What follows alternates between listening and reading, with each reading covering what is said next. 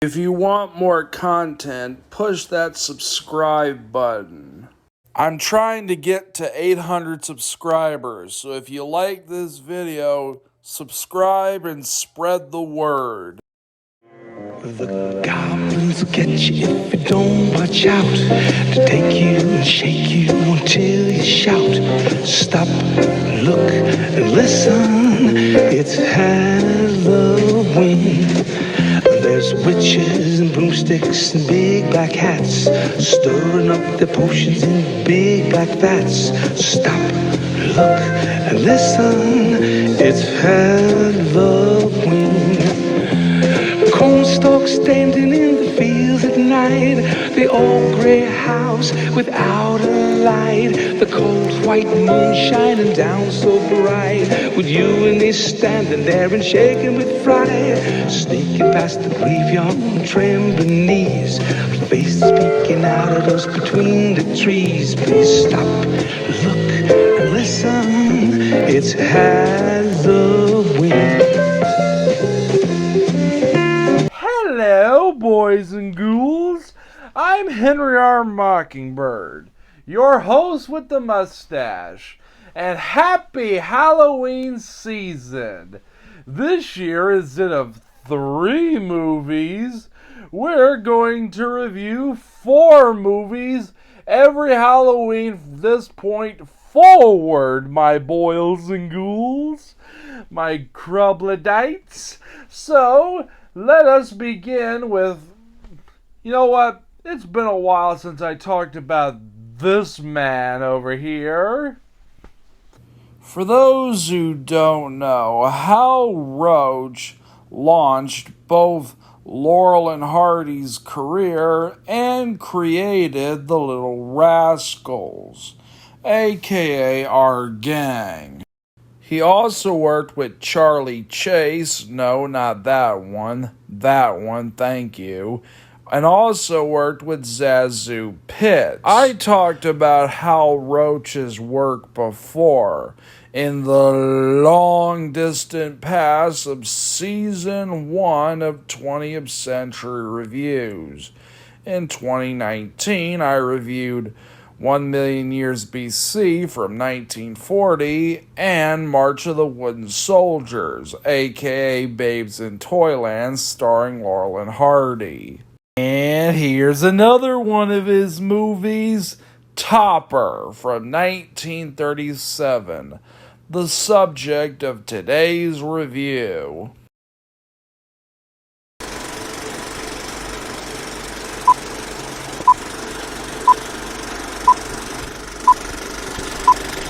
A happy-go-lucky couple die in a car crash and become ghosts. They have to do a good deed to go up into heaven. So their good deed is trying to shake up the stuffy lifestyle of their boss/friend, Mr. Topper. So, what does your host think of this spooky movie? Well, I'll tell you. Well, I like it, but I gotta ask something. What is with the Cupid on the poster riding a champagne bottle? The film all started when Hal Roach wanted to break out into features after making nothing but comedy shorts with Laurel and Hardy and our gang, aka the Little Rascals. I guess all the movies you did with Laurel and Hardy don't count. Hal. So both him and Laurel and Hardy writer Jack Jeff and My Man Godfrey writer Eric S. Hatch decided to adapt the 1926 book by the same name by Thorne Smith into a feature-length film. Since the beginning, Hal Roach wanted to get Cary Grant to play George Kirby. He was able to sell it to him as a screwball comedy rather than a supernatural comedy that it was, and Hal Roach wanted to get Jane Harlow as Marion and W.C. Fields as Topper.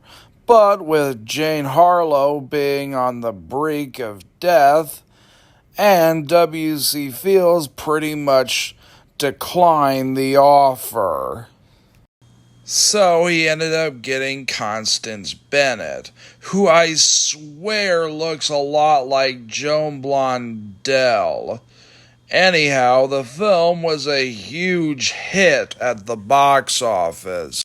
Not only gaining 2 sequels, Topper Takes a Trip and Topper Returns, as well as a TV series and a made-for-TV remake starring Charlie's Angels, Kate Jackson, and Roland Young, also won the Academy Award for Best Supporting Role, as well as this movie winning an Oscar for Best Sound Editing.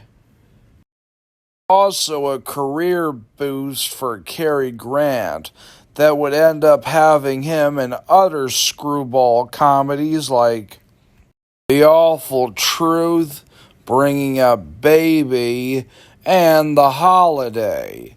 It was also a career boost for not only him, but as well as Constance Bennett, who would go on to work with the same cast and writers on the film Mary We Live. The film literally begins with George driving on his feet. By golly, is that gotta be dangerous. And they pretty much party all night long, and we get a good look of the back of Marina's dress wide open. Let it sink in, because it's the only skin you're gonna get out of this movie. They also go to a Hawaiian-themed restaurant, which has a slide for some reason, and George slides down, and then Marion slides down, giving us this shot that we saw in the trailer. Last part of their night, they're drunkenly singing Old Man Moon. Old man Moon, wake up, why? 'Cause I've fallen in love. Go spread the news to all the stars above. Shine for my baby while we're dancing tonight, and fill her tender eyes with love and dynamite. Yeah, look at the time, yeah. In a bottle of wine, just do your darndest to make sure that she'll be mine. Please, Mr. Kirby, thank your husband. Thank your husband. My sincerest thanks to you, oh man. The plot really gets going when they have a car crash on their way home from the bank and become ghosts. Topper is the first one to see them, and he faints, but they get him back on his feet, and George decides to become invisible so he can help fix the car. And this is a great time to talk about the special effects. They are really impressive for 1937 standards.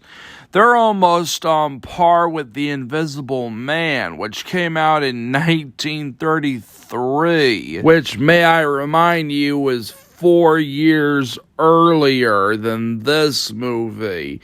Even some of the fading effects look pretty good. All the effects in this movie were done by Roy Seawright, who also did the effects for the 1940 1 Million Years BC, and also did the effects for March of the Wooden Soldiers, aka Babes in Toyland. Oddly enough, those soldiers have went on auction in 2019. For whatever reason, the effects in this movie did not win an Academy Award for Roy C. Wright, but he did win the Academy Award for the film's sequel, Topper Returns. There are a lot of funny moments with this movie, like when Topper gets so drunk off his ass that they have to carry him through the lobby invisible. And one guy's like, "What's the matter with that man? Why doesn't he fall?" Another funny moment is when George is leaving Topper's house and the butler sees it and he's like, "I need some aspirin." And Topper's wife is all like, "You're the butler, why don't you get the aspirin?" And Topper's wife is played by Billy Bird, who is also Glinda in The Wizard of Oz. After Topper leaves the hotel, he socks a guy, which leads to a street fight, and where George and Marion join in to get him out of trouble. And the coppers show up to try to calm things down, and they try to be like, "He started the fight with his friends." And he's like, "What friends? They were in there." And then the copper shoves his face into the car, very close to his crotch, mind you. Man, has this become very homoerotic. It takes that shove close to the crotch to make him realize they're gone. And the final climax is shenanigans galore as the policemen hold each other's hands and go walking through the hotel to catch the ghost. Does this scene look familiar? Yeah, this is basically the scene from The Invisible Man. You know, the one where the cops are trying to catch the Invisible Man by holding hands together. And then there's the hotel inspector, played by Eugene Pellett, who, how did he not see him there?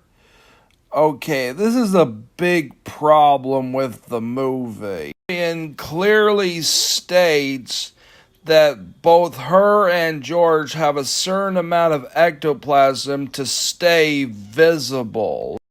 Okay, I have a few questions. How does the ectoplasm work?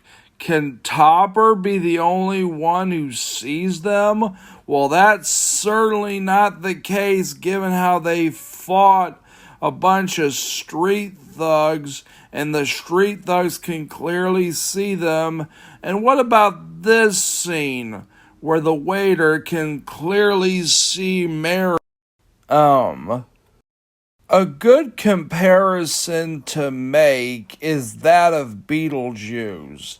They both have a similar premise, with the two main characters surviving a car crash and coming back as ghosts.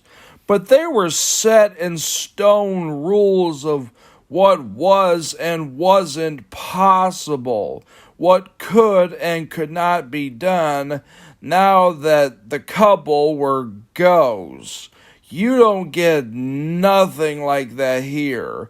The only explanation you get is that they have to use a certain amount of ectoplasm and not waste it. I mean, what happens if they do waste their ectoplasm? Never explained or shown. To quote George Clooney from Batman Forever, "It just raises too many questions.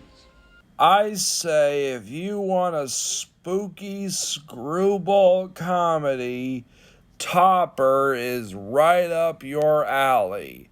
I give it 5 gold stars. Until part 2 of 20th Century Reviews Halloween Celebration, I'm Henry R. Mockingbird, your spooky host with the mustache, signing off. Check out my other shows, Modern Classics, TV Treasures,